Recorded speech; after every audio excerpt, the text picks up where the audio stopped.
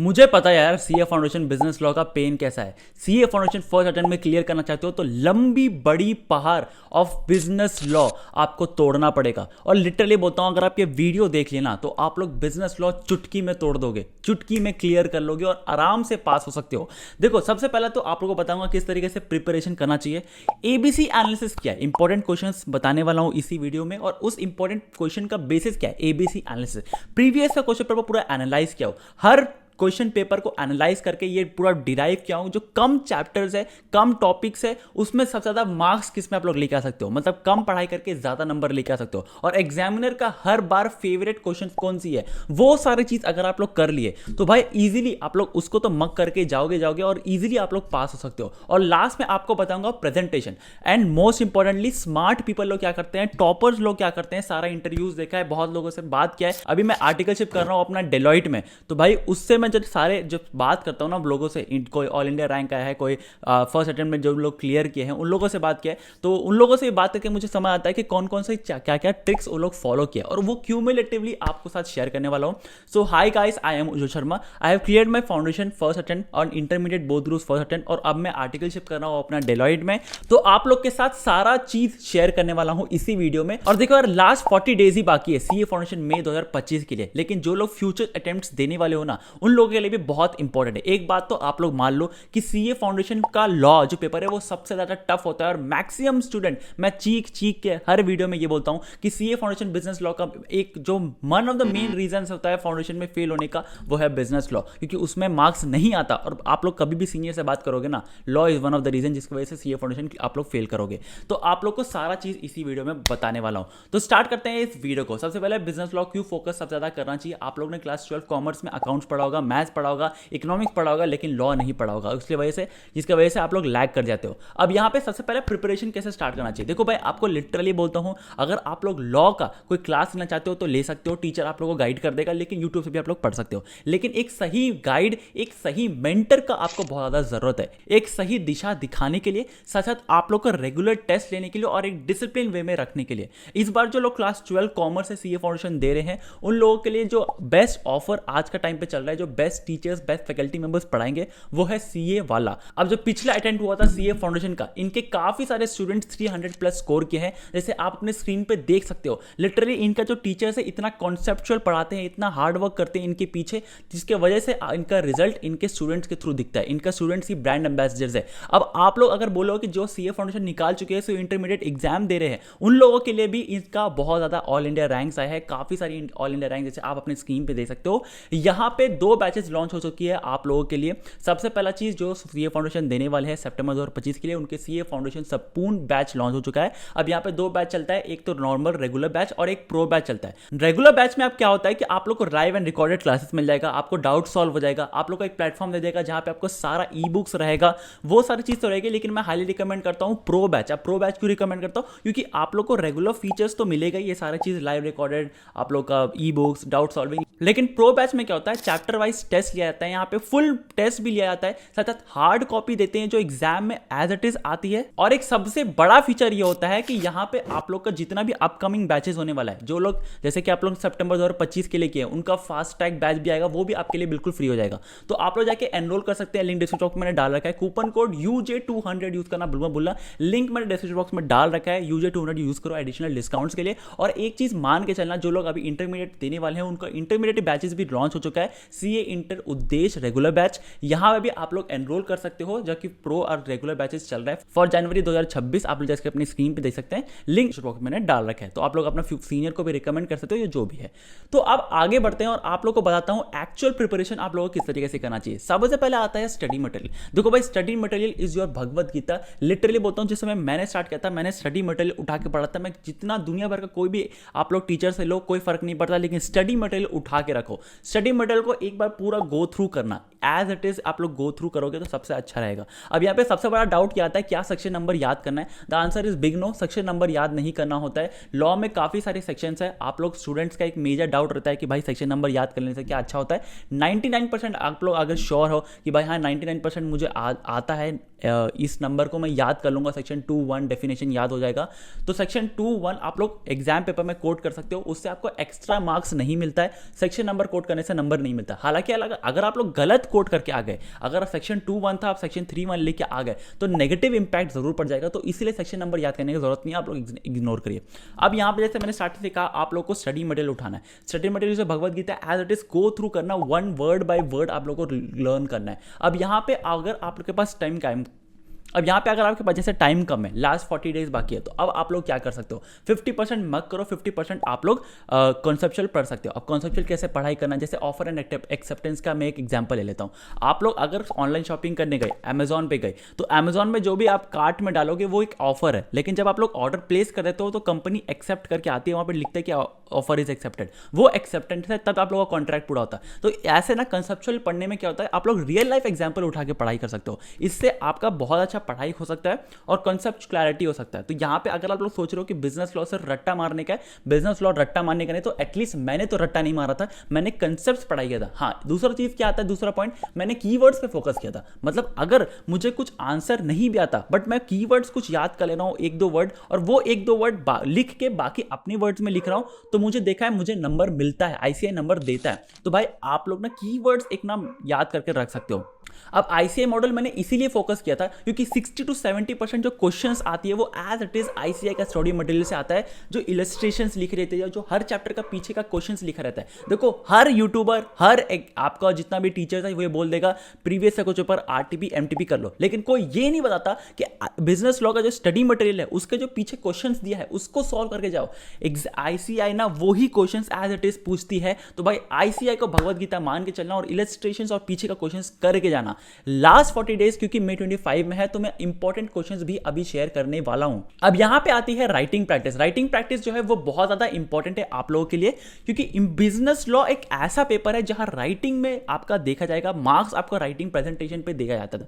जो टॉपर्स लोग होते हैं उनका प्रेजेंटेशन देख लेना, प्रेजेंटेशन टॉप नॉच रहता है। अब वो आपको प्रेजेंटेशन किस तरीके से लिखना है, केस बेस्ड स्टडीज आप लोग किस तरीके से लिखना है, वो आप लोग को इंपॉर्टेंट क्वेश्चन शेयर करने के बाद बताता हूं। आप लोग को डायरेक्ट ले जाता हूं स्क्रीन पे, जहां पे इंपॉर्टेंट क्वेश्चंस आप लोग को बताऊंगा कि कौन कौन से इंपॉर्टेंट क्वेश्चंस है, कौन कौन से एग्जाम में एज इट इज आने वाली है, तो आप लोग उसे देखिए। ठीक है, ले चलता हूं वो डायरेक्ट स्क्रीन पे और उसके बाद बताऊंगा आपको प्रो टिप, स्मार्ट टिप, और उसके बाद प्रेजेंटेशन में बात करूंगा। चलिए आपको ले चलता हूं डायरेक्ट आपको स्क्रीन पे। अब जैसे आप अपने स्क्रीन पे देख सकते हैं, यहाँ पे मैंने सीए फाउंडेशन का मोस्ट इंपॉर्टेंट क्वेश्चन लिखी है, पूरा एनालाइज किया है। देखो भाई आप लोगों के लिए मैं इतना सारा चीज करता हूँ, आप लोग कमेंट करके जरूर से लिख दीजिएगा I can and I will. और देखो मैंने अपना ना फाउंडेशन लेवल पर जब मैं था तब मैंने कोई फैकल्टी मेंबर्स ने कहा था अपना नाम आगे सीए लगा के कमेंट करो। देखो कितना ज़्यादा हार्ड वर्क, कितना ज़्यादा पेशेंस लगता है।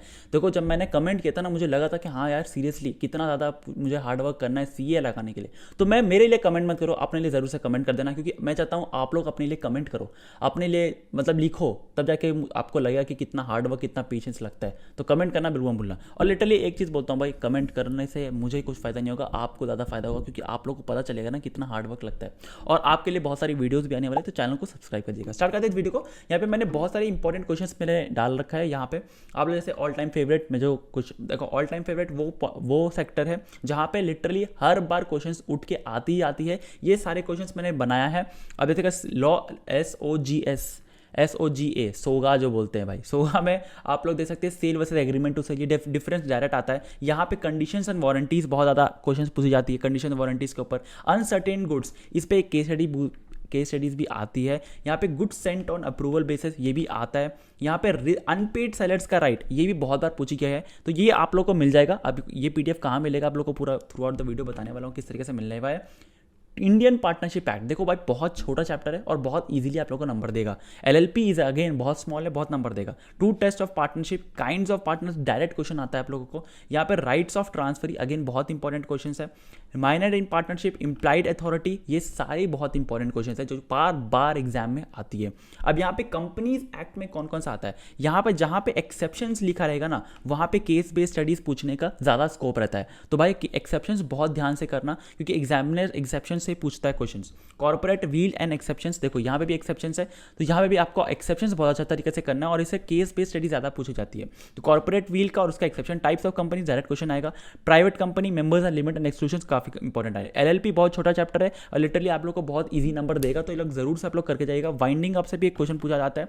फाइनेंशियल विसल ब्लोइंग, ये changes in name of LLP, ये सारे क्वेश्चन बहुत इंपॉर्टेंट है। ये पीडीएफ आप लोग जरूर से ले लीजिएगा, एक्सेस कैसे लेना है बताता हूँ। अब यहाँ पे मस्ट लर्न है, मतलब एज इट इज ये जो है अटेम्प्ट में पूछी जाती है, बहुत ज़्यादा बार पूछी गई है, ये तो ऑल टाइम फेवरेट बता दिया। ये वो पॉइंट्स है, ये वो क्वेश्चंस है जो बार बार आती है और साथ साथ इसमें सब लोग फंसते हुए हैं। मतलब बहुत लोग क्वेश्चंस, बहुत सारे स्टूडेंट्स इसको याद ही नहीं करते, इग्नोर कर देते हैं, तो ये बहुत बार आई। अब देखो, define contract, explain it's essential elements, literally बहुत ईजी है और बहुत सारा आपको फीचर्स याद करना है, इसका कीवर्ड्स याद करके रखना है। अब यहाँ पे मैंने एक केस बेस्ड स्टडी डाल के रखा है, वो आप लोगों को करना है। यहाँ पे what constitutes a valid offer and acceptance, valid offer और एक्सेप्टेंस का डिफरेंस भी आप लोग एक माइंड में रख के रखना। डिफरेंट रिलेवेंट केस लॉज जो है आप लोग को याद करनी का नहीं है। अब देखो स्मार्ट बताने वाला हूँ, स्मार्ट प्रो टिप, वो आप लोग इसका जो बता दूंगा क्वेश्चन उसके बाद में बताने वाला हूँ। केस लॉस किस तरीके से याद करना है वो भी मैं आपको बता दूंगा, मतलब इसी तरीके से बताने वाला हूँ। वेरियस चार्जेस, सारा क्वेश्चंस मैंने यहाँ पे लिख के रखा है। सोगा, अब देखो सोगा से जो मेन क्वेश्चंस आता है वो है doctrine of caveat emptor and exceptions. देखो एक्सेप्शंस जहाँ भी आती है, अब देखो जैसा ये मतलब लिटरली बहुत ज़्यादा इंपॉर्टेंट है, केस बेस्ड स्टडी से आती है। अब यहाँ पे आता है, यहाँ पे आपको discuss the implied conditions and warranties in a contract of sale. अब देखो यहाँ पे भी मैंने लिखा है, ऊपर भी लिखा है, क्योंकि मैं चाहता हूँ आप लोग ये जरूर से पढ़े भाई। Conditions and warranties bar bar question पूछी जाती है, तो मैंने कभी कभी 2 क्वेश्चन भी ओवरलैप हो गया। अब ये इसके लिए ना 1 लाइक ज़रूर से बनता है, मैंने इतना मेहनत करता हूँ आप लोगों के लिए, 1 लाइक तो ज़रूर से बनता है भाई, लाइक ज़रूर कर देना। और आप लोग के लिए बहुत सारी वीडियोस आने वाली है, लिटरली बोलता हूँ, मतलब इस चैनल में ना आपका फाउंडेशन, आपका इंटर लेवल का स्ट्रैटेजी, आप लोग का जब बिग 4 वैकेंसीज निकलता है आर्टिकलशिप के लिए, स्किल्स कहाँ से सीखे, किस तरीके से स्किल्स एक्वायर करना चाहिए, कौन कौन से स्किल्स सीखना चाहिए, बिग 4 वैकेंसी जब निकालेगा तो कंपनी में किस तरीके से अप्लाई करना चाहिए, सारी इसी चैनल में आएगी। हर एक चीज़ आप लोग का मैं साथ दूंगा, तो चैनल को प्लीज़ सब्सक्राइब कर लीजिए, क्योंकि ये वन ऑफ सोल्यूशन है आप लोगों के लिए, तो चैनल को प्लीज़ सब्सक्राइब कर लीजिएगा। Determine that remedies available for to a buyer, ये बहुत इंपॉर्टेंट क्वेश्चन है, क्योंकि इससे डायरेक्ट क्वेश्चन भी आता है, केस भी स्टडीज भी आता है। अब यहाँ पे इंडियन पार्टनरशिप एक्ट, अब यहाँ पे इंडियन पार्टनरशिप एक्ट में मैंने सारा क्वेश्चन डाल दिया है जो बार बार पूछी जाती है और बहुत लोग स्टूडेंट्स फंसते हैं। यहाँ पे differentiate between partnership and LLP, ये क्वेश्चन डायरेक्ट आता है, मतलब 2-3 नंबर का आप लोगों को दिख जाएगा डायरेक्ट क्वेश्चन, 2 पॉइंट 3 पॉइंट आपको लिखना है। अब यहाँ पे आप लोग देख सकते हैं, यहाँ पे मैंने केस बेस्ड स्टडीज भी डाला हुआ है, इतना मेहनत किया है भाई, 1 लाइक तो बनता है। फिर आता है आप लोग का limited authority, implied authority of a partner, ये बहुत अच्छा कॉन्सेप्ट है, जरूर से इसको पढ़ के जाना। Modes of dissolution of partnership, ये भी आप लोग पढ़ के जानेगा क्योंकि ये नया आया है। Defines discuss the rules regarding the admission of a new partner, बहुत इंपॉर्टेंट है भाई, ये लोग जरूर से करके जाना, इस अटेम्प्ट के लिए भी आप लोग के लिए बहुत ज़्यादा वैलिड है। एलएलपी का मैंने सारे क्वेश्चंस डाल रखा है, एलएलपी बहुत छोटा चैप्टर है, आपको ज़्यादा नंबर देके जाएगा, हालांकि मैं डिस्कस नहीं कर रहा हूँ इस वीडियो में, आप लोग जरूर देख लीजिएगा। अब ये जो पीडीएफ है, अब कंपनीज एक्ट है, कंपनीज एक्ट का प्रोसीजर आप लोग पढ़ के जाना, इस अटेम्प्ट में हार्ड इजी, मतलब इस अटेम्प्ट में एक्सपेक्टेड लग रहा है, क्लॉजेस पढ़नी है, उसका बहुत इंपॉर्टेंट है क्योंकि ये डायरेक्ट क्वेश्चंस आती है। नेगोशिएबल इंस्ट्रूमेंट एक्ट का भी मैंने डाल रखा है, यहाँ पे सारे इंपॉर्टेंट क्वेश्चंस आपको डाल रखा है। ये पीडीएफ आपको कहाँ मिल जाएगा, टेलीग्राम ग्रुप में मिल जाएगा, टेलीग्राम ग्रुप में मैं डाल दूंगा ये पीडीएफ, आप लोगों को टेलीग्राम ग्रुप जाना है, और वहाँ पे मैं बेसार मतलब स्पैम नहीं करता हूँ, जो इंपॉर्टेंट चीज़ है वही डालता हूँ, तो टेलीग्राम ग्रुप आप लोग जरूर से जुड़ जाइए। ये पीडीएफ वहाँ पे मैं शेयर कर दूंगा ताकि आप लोग इसको एक्सेस कर सको। तो आपको डालता हूँ डायरेक्ट टॉपर्स का स्ट्रैटेजी बताता हूँ, आप लोग को समझ आएगा।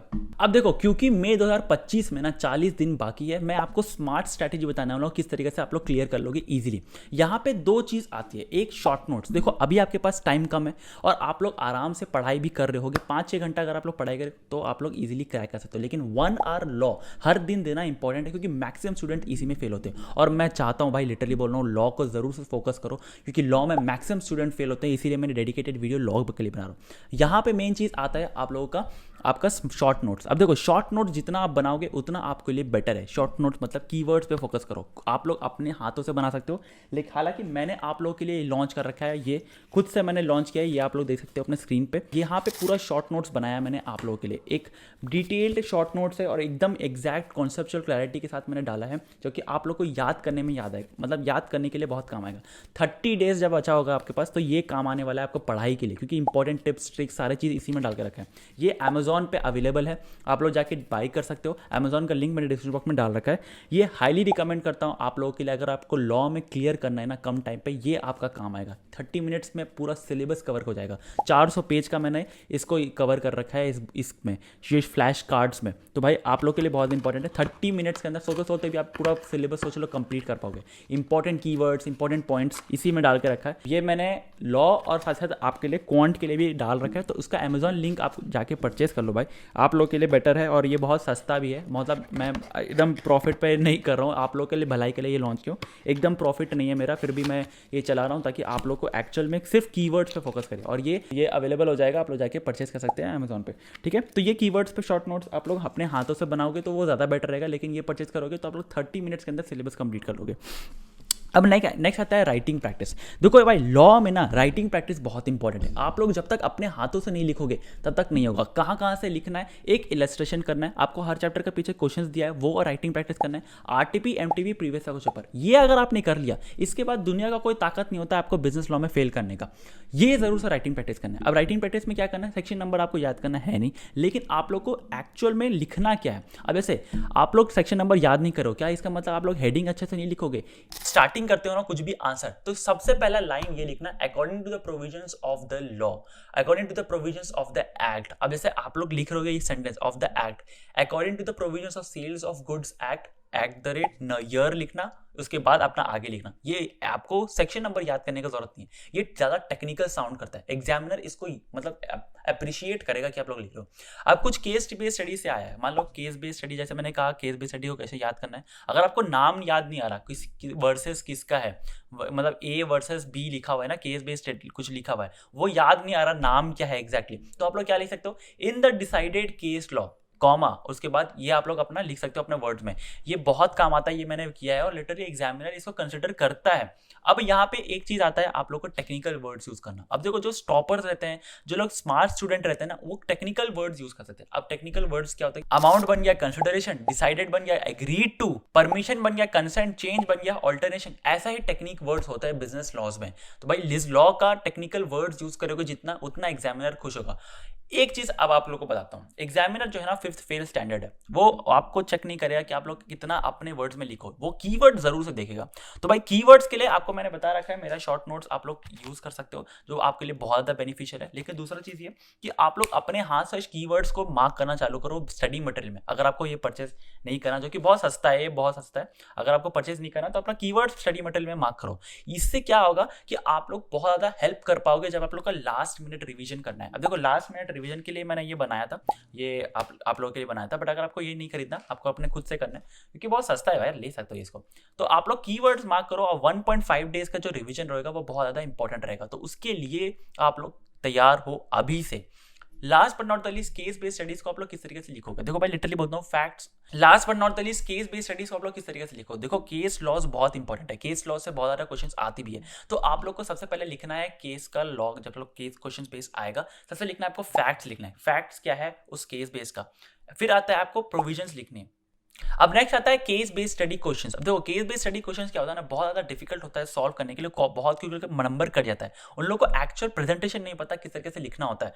केस बेस्ड स्टडी का कुछ भी क्वेश्चन आएगा, सबसे पहले आपको लिखना है हेडिंग, फर्स्ट फैक्ट्स लिखना है, फैक्ट्स ऑफ द केस क्या है, फिर उससे रिलेवेंट प्रोविजंस क्या है, प्रोविजंस आपको लिखना है, उसके बाद फैक्ट्स प्लस प्रोविजन लिखना है, उसके बाद कंक्लूजन लिखना है, मतलब इतना लिखना है। बिजनेस लॉ का सबसे बड़ा ट्रिक यही है कि आप लोग बड़ा बड़ा आंसर लिखो, जितना बड़ा लिखोगे, जितना एग्जामिनर को दिखेगा कि हाँ कंटेंट है, उतना नंबर आपको मिलेगा। ये सिंपल स्ट्रेट फॉरवर्ड बोल रहा हूँ, बड़ा बड़ा करके आंसर लिखो, थोड़ा वर्ड्स को भी बड़ा बड़ा करके लिखो।